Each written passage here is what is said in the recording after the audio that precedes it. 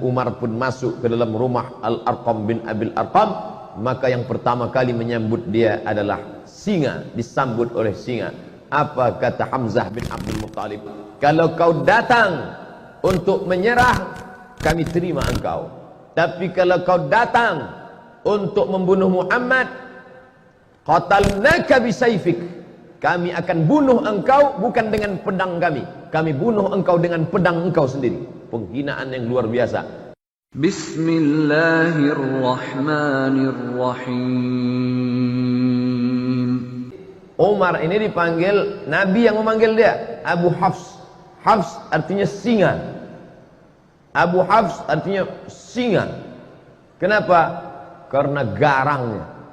Dulu sebelum masuk Islam, dia pemenang gulat di pasar Ukaz. Di Makkah itu ada satu pasar namanya pasar Ukaz. Kalau di Pekanbaru ada namanya pasar Senapelan, pasar bawah. Di pasar Ukaz itu setiap tahun diadakan lomba gulat. Juara bertahannya Sayyidina Umar Ibn Khattab, menang tiap tahun. Umur dia ketika Nabi dapat wahyu, beda umur dia dengan Nabi 20, bedanya 13 tahun. Kalau Abu Bakar sama Nabi bedanya 2 tahun. Jadi ketika Nabi berumur 40 tahun dapat wahyu, maka Abu Bakar umurnya 38 tahun. Sedangkan Umar dengan Nabi jarak umurnya 13 tahun. Jadi ketika Nabi dapat wahyu umur 40 tahun, maka umur Umar waktu itu 27 tahun. 27 kalau sekarang ya masih anak muda lah. Selesai S1 23, ambil S2 3 tahun 26, kemudian sedang S3 semester 2 27 tahun. Anak muda sedang segar-segarnya. Itulah dia Umar bin Khattab, pemenang juara gulat bertahan. Maka ini Umar bin Khattab, Nabi ingin betul supaya dia ini masuk Islam. Sampai Nabi berdoa, Allahumma a'izzal Islam bi Umaraini. Tolonglah Islam ini dengan 2 Umar ya Allah. Ada 2 Umar di Makkah yang waktu itu hebat betul. Ya Allah, tolonglah Islam ini, kalau masuk Islam 2 Umar ini, insya Allah kuat Islam ini. 1 Umar bin Khattab, 1 Umar bin Hisham. Kalau saya sebut Umar bin Hisham banyak orang tak tahu. Tahu Umar bin Hisham? Tidak. Kalau saya sebut nama kerennya, tahu. Umar bin Hisham, Abu Jahal. Sedangkan ini Abu Hafs, Abu Jahal, si goblok, bodoh. Abu Jahal itu apa artinya Ustaz? Bongak. Sedangkan ini Abu Hafs, singa, perkasa. Nabi minta pada Allah, ya Allah, kalau bisa 2 orang Umar ini masuk Islam, mantap Islam ini. Dan Umar bin Khattab masuk Islam. Abu Jahal mati dalam keadaan kafir.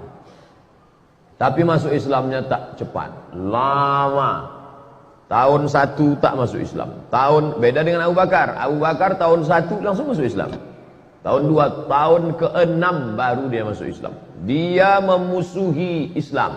Siapa yang masuk Islam, ada budak dia, hamba sahaya dia masuk Islam, habis disiksanya. Lalu kemudian pernah satu hari dia mau membunuh Nabi Muhammad. Keluar dari rumah, dicabutnya pedang. Jumpa sama kawannya. Kau mau kemana Umar? Aku mau memancung kepala Muhammad. Ente tahu, ente Bani Adi. Mereka pakai Bani. Anak-anak keturunan Adi disebut Bani Adi. Muhammad SAW itu Bani Hashim. Muhammad bin Abdul Muttalib bin Hashim bin Abdi Manaf. Maka dia Bani Hashim.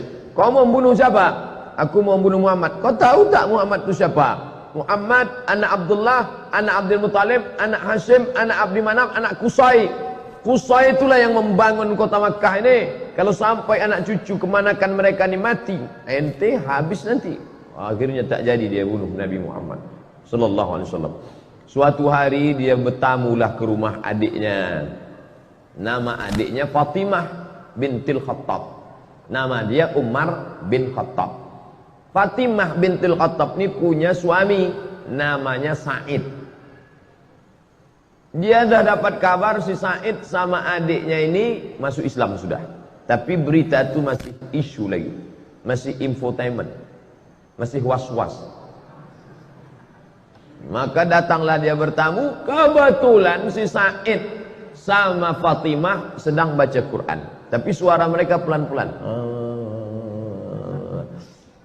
Nama penjaganya namanya Khabbab.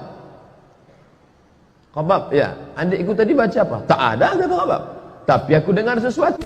Masuk dia ke dalam, ditinjunya adiknya itu. Pertama adik iparnya dia tinju. Tentu menang, dia pemenang gulat tiap tahun. Habis dia tinju adik iparnya, lalu kemudian adik dia perempuan yang lemah tu dia tinju. Tapi kemudian dia tengok tak ada rasa takutnya.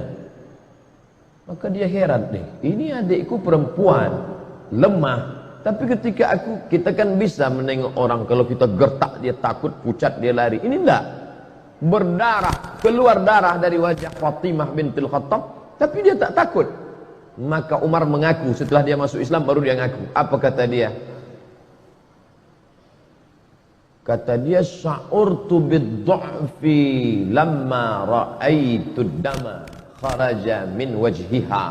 Aku tiba-tiba merasa diriku lemah ketika aku tengok darah keluar dari wajahnya.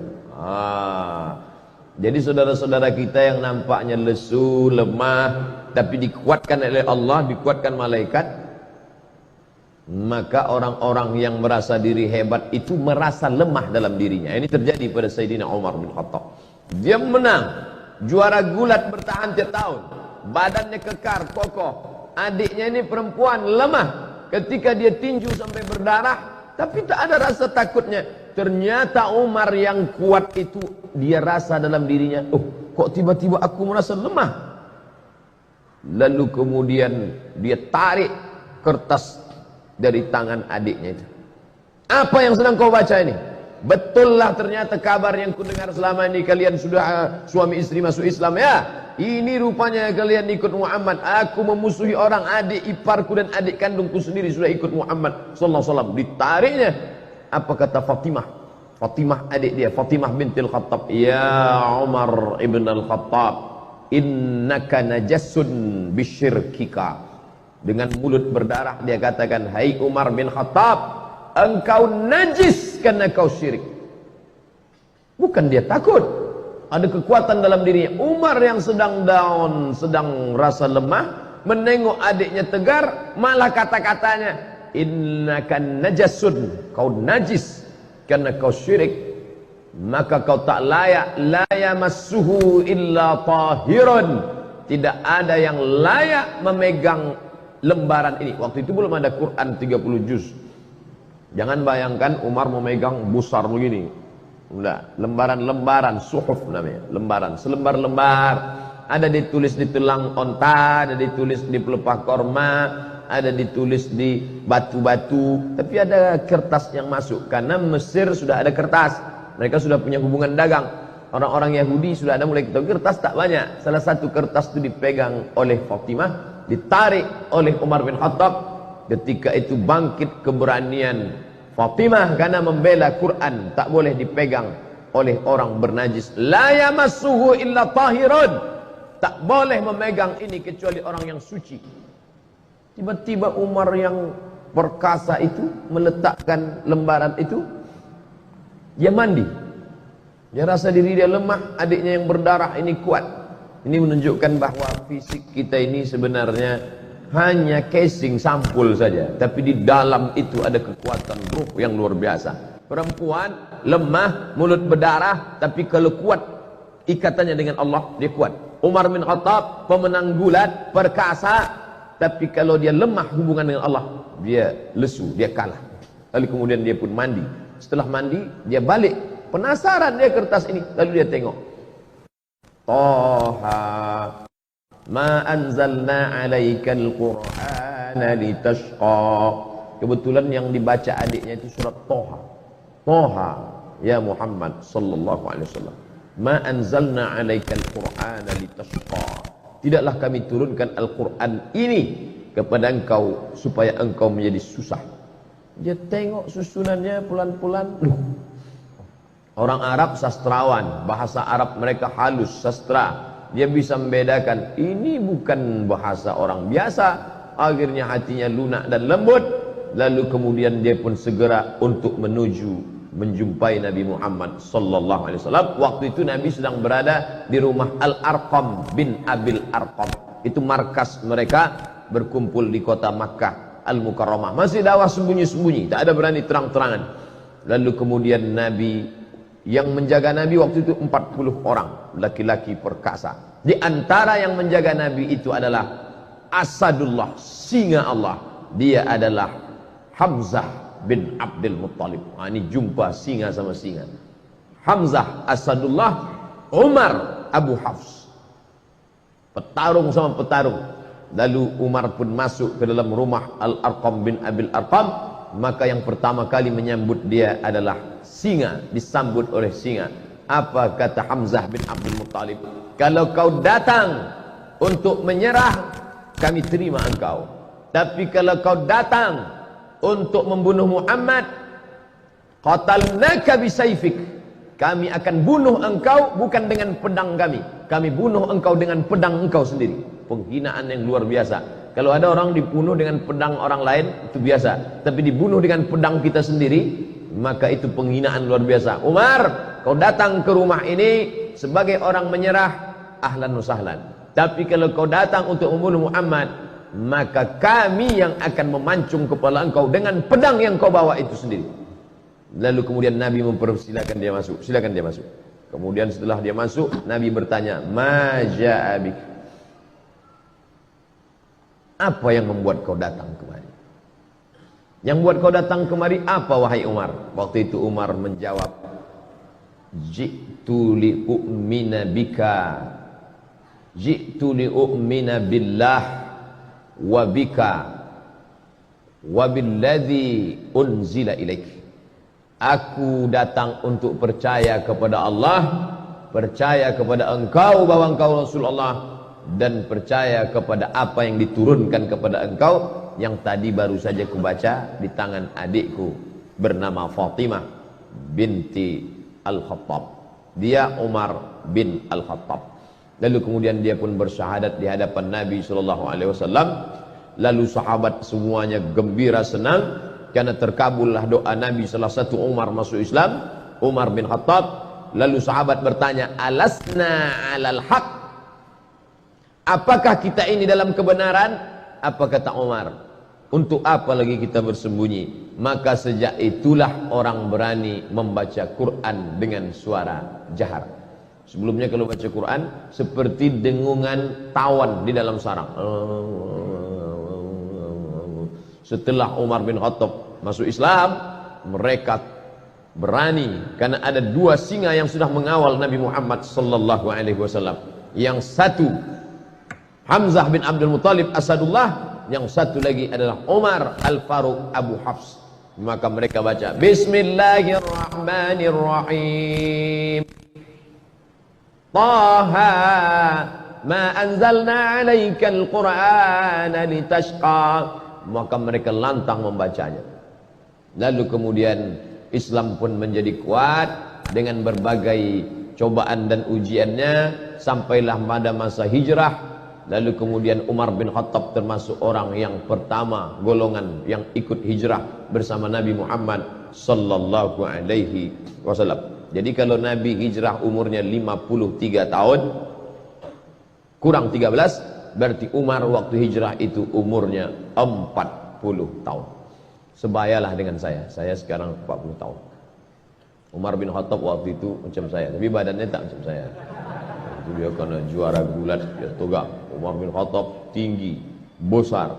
Lalu kemudian dia pun pindah ke kota Al-Madinah Al-Munawwarah, mengikuti Nabi SAW.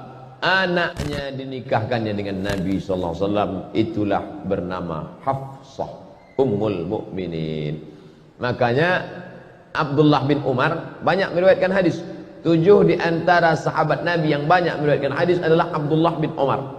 Kenapa Abdullah bin Umar bisa banyak hadisnya? Karena dia punya kakak menikah dengan Nabi. Maka dia bebas main jalan di rumah Nabi, yaitu Hafsah.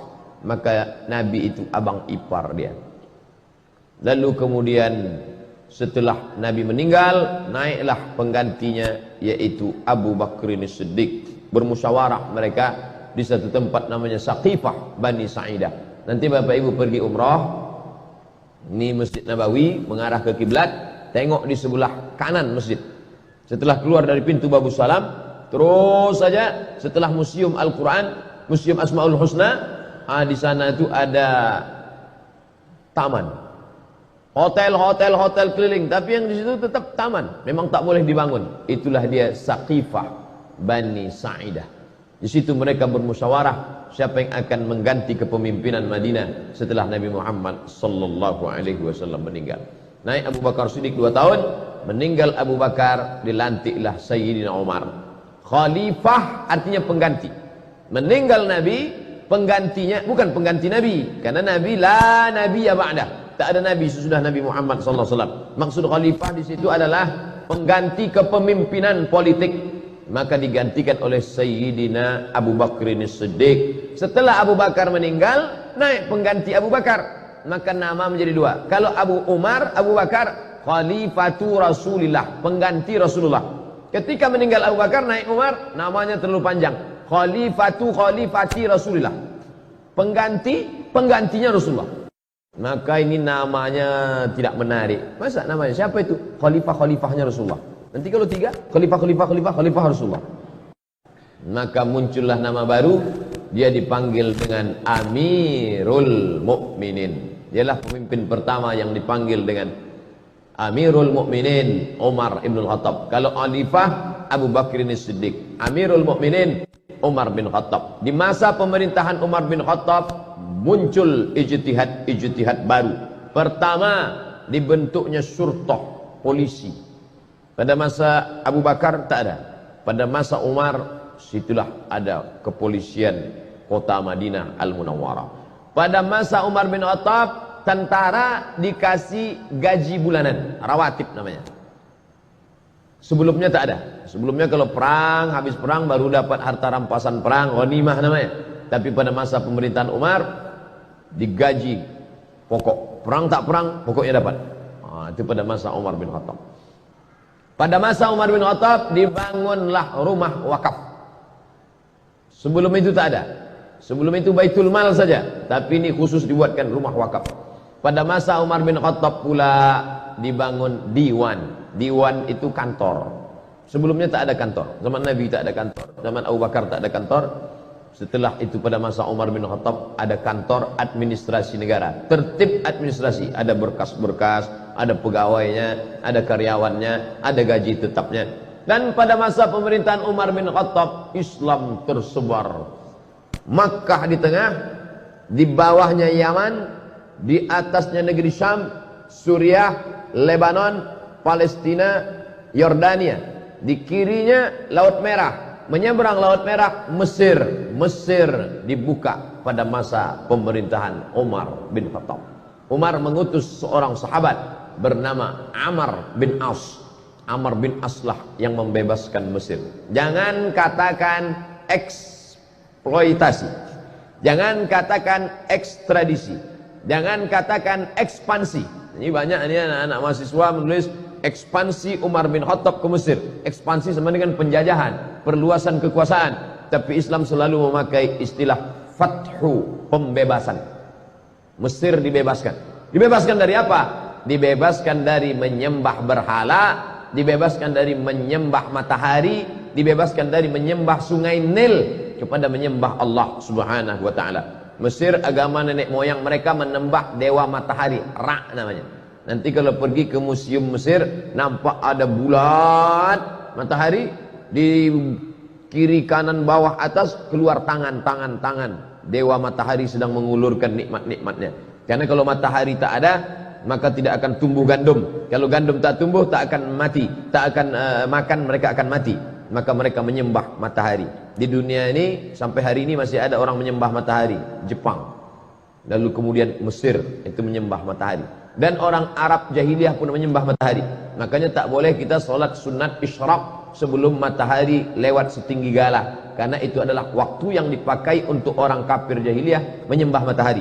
Maka disebut ada istilah qarnai syaitan, dua tanduk setan. Ketika matahari terbit, ini bumi, ini matahari, naik matahari terbit, Ketika matahari terbit, datang 2 tanduk setan.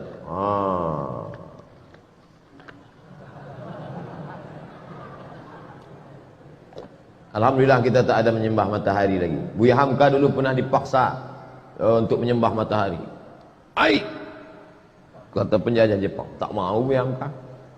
Ini tentang menyembah matahari. Lalu kemudian masuklah Kristen ke Mesir, dan orang Mesir pun beragama Kristen Ortodok Koptik, tidak Katolik. Sedangkan Romawi Katolik, Mesir Koptik, beda mazhab. Maka Katolik menjajah Koptik. Begitu ceritanya. Orang Koptik Mesir ini merasa terjajah oleh Romawi yang Katolik. Datanglah Islam membebaskan mereka dari penjajahan. Bukunya ditulis oleh Syekh Muhammad Al-Ghazali, gurunya Syekh Yusuf Al-Qaradawi. Makanya Mesir itu masuk Islam tidak dengan perang. Kenapa? Karena mereka merasa dibebaskan oleh orang Islam. Ketika datang Inggris setelah zaman kemerdekaan, datang Inggris bertahan di Mesir. Kata mereka, kami Inggris di Mesir bukan mau menjajah Mesir, tapi karena ingin menjaga saudara-saudara kami yang Kristen Koptik ini.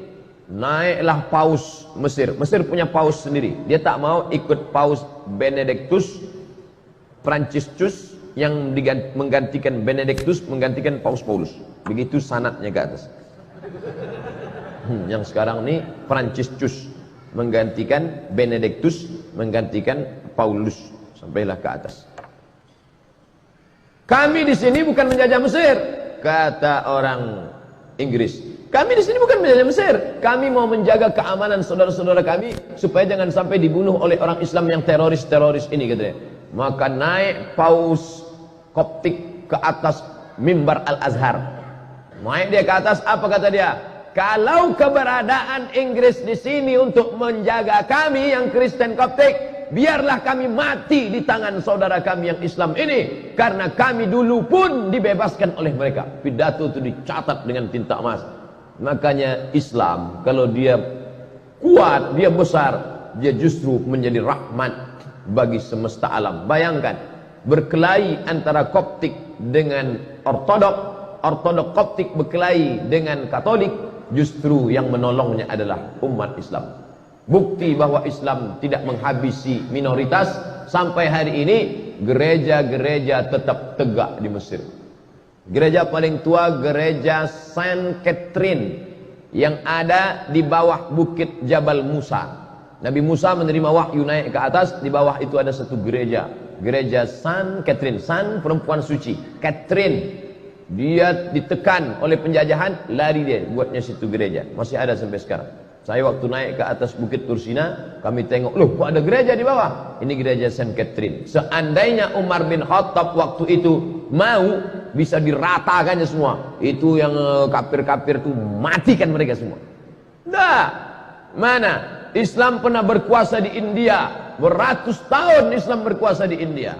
Orang Hindu masih tetap ada. Kalau Islam itu ekstrim, tak ada lagi Sanjay Dutt, Shahrukh Khan, Amitabh Bachchan, udah habis itu semua udah. Islam berkuasa di Indonesia, bumi Melayu, kerajaan Siak Serindrapura, Candi Muara Takus. Bukti. Jadi bagi orang-orang yang masih juga mengatakan kami takut kalau Islam dibangkit, nanti Islam akan membunuh kami. Islam, ente kemana aja selama ini? Tak ente tengok bagaimana Mesir tetap tegak berdiri. Maka mereka berbondong-bondong masuk Islam karena Islam datang membawa rahmatan lil alamin. Lalu kemudian Palestina yang waktu itu dipegang kuncinya oleh Kristen Ortodok dan Islam menguasai Palestina dengan damai. Dia tak mau menyerahkan kunci ini kepada tentara-tentara. Apa kata pimpinan agama Kristen Palestina? Kunci ini hanya mau aku serahkan kepada Umar bin Khattab. Dia penasaran mana Umar tuh, aku mau menengok Umar. Kalau mau kunci ini datang kemari. Umat Islam kalau mau merampas kunci itu bisa aja, tariknya udah. Tapi Umar bin Khattab bijaksana, biar aku yang datang, kata Umar. Datanglah Umar. Dibayangkan si pendeta ini akan datang pasukan berkuda dengan baju besi, dengan tombak. Tunggunya lah, berkedip-kedip mata dia menengok. Manalah Umar bin Khattab. Dari kejauhan ditengoknya onta satu ekor, ada 2 orang. Yang mana Umar bin Khattab, kata dia? 2 orang ini ganti-gantian. Kadang budaknya di atas, kadang Umar di bawah. Kadang Umar di bawah, kadang budak di atas. Pas ketika mau dekat pintu Baitul Maqdis, giliran Umar di bawah, budaknya di atas. Tengoknya pakaian Umar biasa aja. Disangkanya Umar pakai baju kebesaran, pakai jubah sutra, pakai cincin emas, pakai naik kereta kencana, feodal. Umar tuh low profile. Tengoknya Umar. Yang mana Umar bin Khattab? Ini dia. Ini Umar bin Khattab yang menguasai dari Yaman sampai ke Palestina, sampai ke Mesir itu. Ya, inilah dia. Kata mereka terkejut. Lalu kemudian Umar dipersilakan solat di gereja tempat lahirnya Isa alaihissalam. Silakan Umar solat. Umar tak mau. Solat dia di depan gereja. Ini gereja, solat dia di depan gereja. Selesai dia solat, orang bertanya, kenapa kau tak mau solat di dalam gereja itu Umar? Nanti kalian tengok. Sekarang barulah orang terkagum sama Umar. Kenapa? Bekas sujud Umar solat itu, itulah didirikan masjid sekarang, namanya Masjid Umar bin Khattab, berhadap-hadapan dengan katedral kelahiran Isa alaihissalam. Bayangkan kalau Umar bin Khattab solat di gereja itu, apa yang terjadi? Rata gereja itu jadi masjid. Tengok Umar bin Khattab bijaksana. Begitulah dia. Tapi ada satu api dalam sekam, sakit hati dia. Siapa dia? Ketika Umar bin Khattab membebaskan Persia, Makkah di tengah, Yaman di bawah, Syam di atas, Mesir di kiri. Di kanan ini ada Persia. Persia lebih kuat daripada Roma. Makanya dalam Quran ada suatu surat namanya surat Ar-Rum. Ghulibatir Rom. Bangsa Romawi pernah kalah. Siapa yang mengalahkan Romawi? Persia. Persia paling hebat. Dan Persia dikalahkan oleh Umar bin Khattab. Jika Romawi dikalahkan Persia dan Persia dikalahkan Umar, maka Umar menguasai dunia. Tapi ternyata ada satu orang dendam, kesumat, sakit hati, ditikamnya lah Sayyidina Umar pada tanggal 24 Zulhijjah, hari Rabu, saat rakaat pertama solat. Ditikamnya pada tanggal 24, 25, 26, 27. Setelah itu tanggal 30 meninggallah Sayyidina Umar Ibnul Khattab pada tahun 23 Hijrah. Umurnya pas 63 tahun.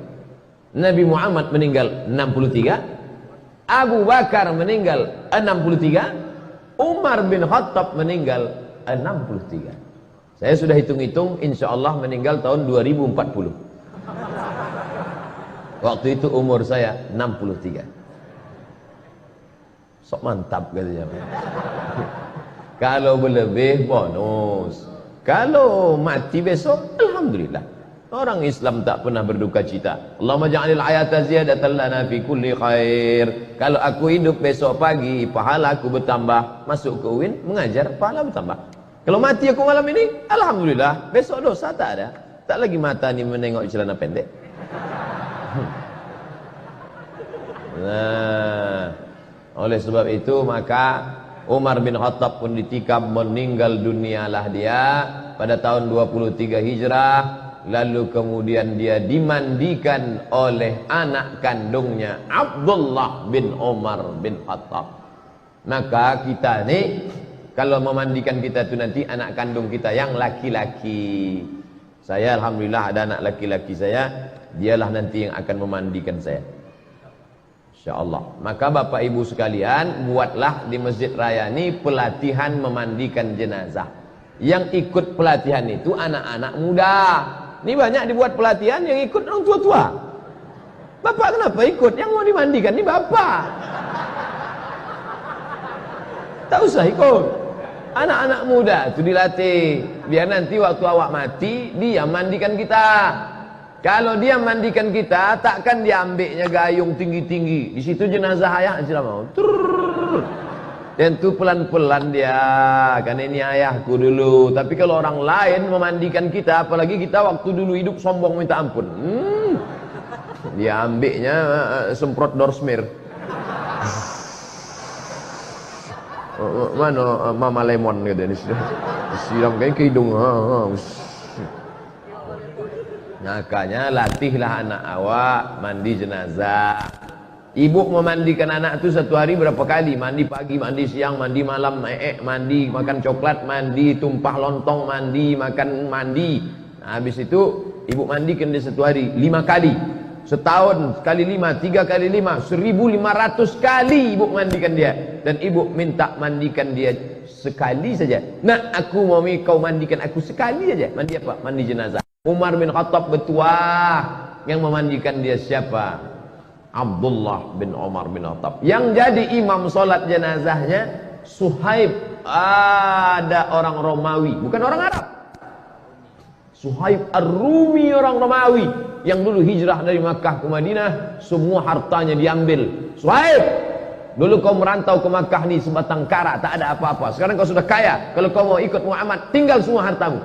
Suhaib Ar-Rumi. Apa maknanya? Jangan kita pesankan nanti ambo kalau mati nan menyembayangkan ambo mesti orang payakumbuh. Aku kalau mati nanti maka yang menyembayangkan aku orang dari Mandailing Natal saja. Aden kok isuk kalau mati maka nan menyembayangkan ambo orang dari Yogyakarta. Ambo kok sebenarnya orang awak tapi dadik lama di Jogja. Maka bantu ikolah bahasa ambo. Tidak lagi menengok suku.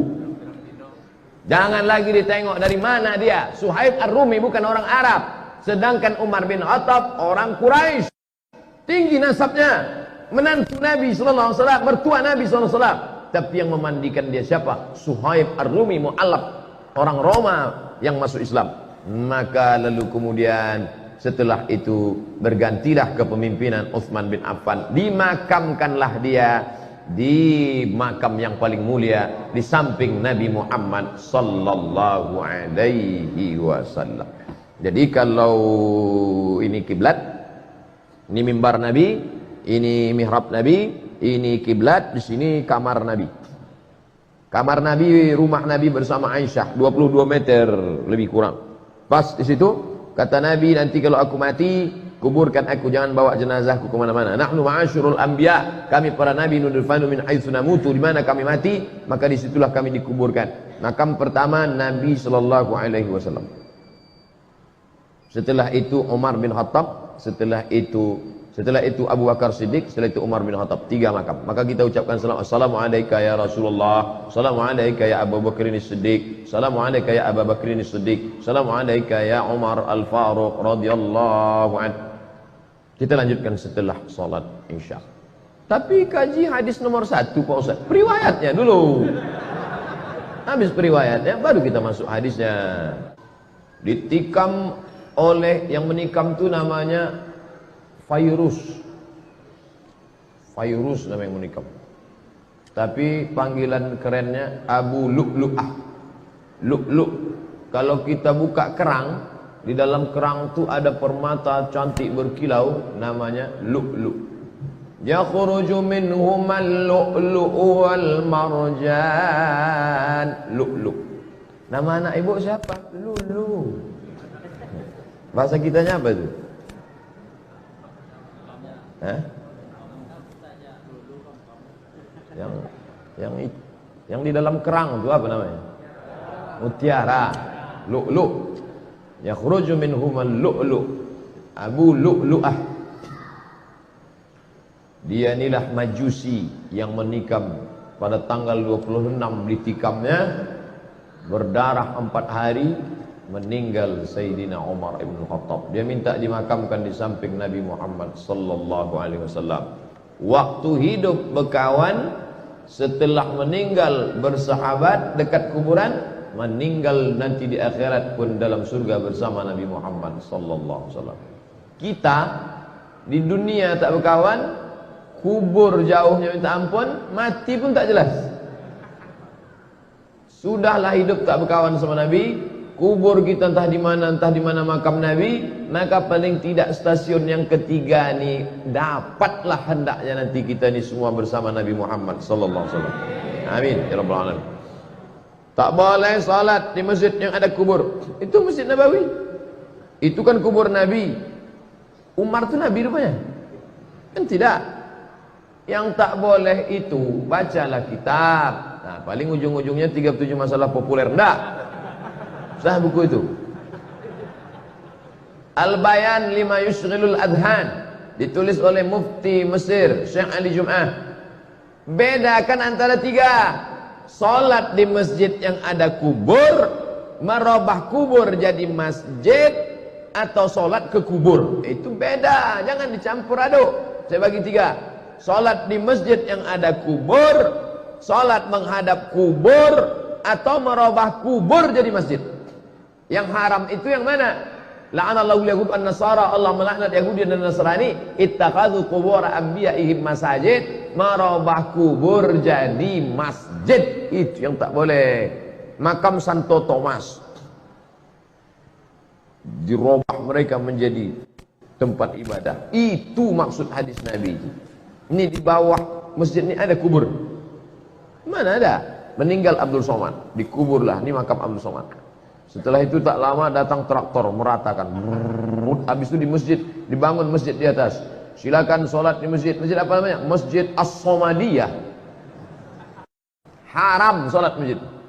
Nah, sekarang diisukan kemana-mana, tak boleh sholat masjid al-kubur, tak boleh sholat masjid al-kubur. Maka masjid-masjid semua di bumi ini ada kubur. Dari mulai Aceh sana, Masjid Baitur Rahman, kubur. Turun ke bawah, Masjid Al-Masun, Medan, Masjid Raya. Di samping Istana Maimun, kubur Sultan. Turun ke bawah, Masjid Sahabuddin, Istana Siak, kubur. Yang tak boleh itu kubur itu diperatakan, dibangun masjid di atasnya. Ini ditulis Syekh Ali Jum'ah, guru besar Al-Azhar, Mufti Mesir. Ini tentang masalah ini. Lalu kemudian sampai 4 hari kena tikam meninggal. Padahal Umar bin Khattab itu tak ada orang lebih sakti daripada Umar bin Khattab. Tembus juga. Jadi kalau ada orang mengatakan, kononlah putih, Umar bin Khattab. Apa kata Nabi? Lau kana nabiyan ba'di lakana Umar. Seandainya ada nabi sesudah aku, pasti Umar ini jadi nabi. Bagaimana iman Umar? Masalaka Umar fajjan qattu illa salaka syaitanu fajjan ghaira fajjika. Seandainya Umar lewat di suatu jalan, maka setan akan mutar di jalan yang lain. Kalau Umar bin Khattab lewat di jalan Ahmad Yani, maka setan mutar ke jalan Sudirman. Takut dia seperjalan. Kita bersanding-sanding sama setan. Kan jauh dari setan. Tidur sama setan, makan sama setan, WC sama setan. Umar bin Khattab luar biasa, tapi dia meninggal. Apa yang diinginkan Allah? Allah ingin dia mati syahid. Yang menikamnya itu Fairuz Abu Lu'lu'ah. Inilah Majusi yang jahat. Ada pula orang membangun makamnya. Makam Fairuz Abu Lu'lu'ah dibangun mogah, pakai lampu-lampu, pakai taman-taman. Siapa yang membangunnya? Syiah. Kata mereka ini pahlawan, karena sudah berhasil membunuh orang paling jahat di dunia, yaitu Umar bin Khattab, karena merampas kekuasaan Sayyidina Ali bin Abi Thalib. La haula wa la quwata illa billahil aliyil azim. Tidak ada konflik antara Umar dengan Ali. Tahu tidak? Umar punya istri namanya Ummu Kulthum. Ummu Kulthum. Ummu Kulthum itu anak siapa? Anak Sayyidina Ali. Ali menikahkan anaknya kepada Umar. Jadi kalau ada orang mengatakan Umar dengan Ali itu bermusuh bebuyutan, Pak Ustaz, la ilaha illallah. Bacalah balik. Tidak ada permusuhan antara Ahlul Bait dengan Umar Ibn Khattab. Cintanya Ali kepada Umar, dinikahkannya anak gadisnya namanya Ummu Kulthum dengan Umar Ibn Khattab. Umar nama, kalau memang benci kita sama orang, takkan kita pakai namanya. Tapi Ali punya anak, dibuatnya 2 kali Umar. Umar Wahid, Umar Sani. Umar Cie, Umar Duo. Saking kan cintanya dia kepada Sayyidina Umar bin Khattab. Dan ketika Umar menjadi khalifah, maka Sayyidina Ali diangkatnya menjadi Watim Pres. Mana pula ada Watim Pres waktu itu? Agak-agaknya macam itulah. Dewan Pertimbangan Khalifah Watim Prah Sayyidina Ali bin Abi Thalib. Jadi mereka berkawan bersahabat baik. Maka kata Sayyid Muhammad Alawi Al-Hasani Al-Maliki, ulama hadis dari Makkah, kalau kau tengok ada orang berilmu tapi mencaci maki sahabat Nabi, itu adalah khatul ahmar, garis merah. Jangan kau ambil ilmu dari dia. Kalau ada nanti ustaz mencaci maki Abu Bakar, mengejek-ejek Umar, bahkan apa pesan Imam Syafi'i, kalau kau solat tiba-tiba imammu itu Syiah, jangan kau belakang dia, pergi sana cari, tak usah kau solat sama dia. La tusalli khalfa rafidhi, jangan kau solat di belakang Syiah Rafidah. Al-Buaiti bertanya, sifhum lana, bagaimana kami tahu dia Syiah? Jubahnya sama, sorbannya sama, bagaimana kami tahu dia Syiah? Man qala inna Aba Bakrin wa Umar laysa bi imamaini fahuwa rafidhi. Siapa yang mencaci maki Abu Bakar dan Umar, maka itu salah satu Syiah Rafidah.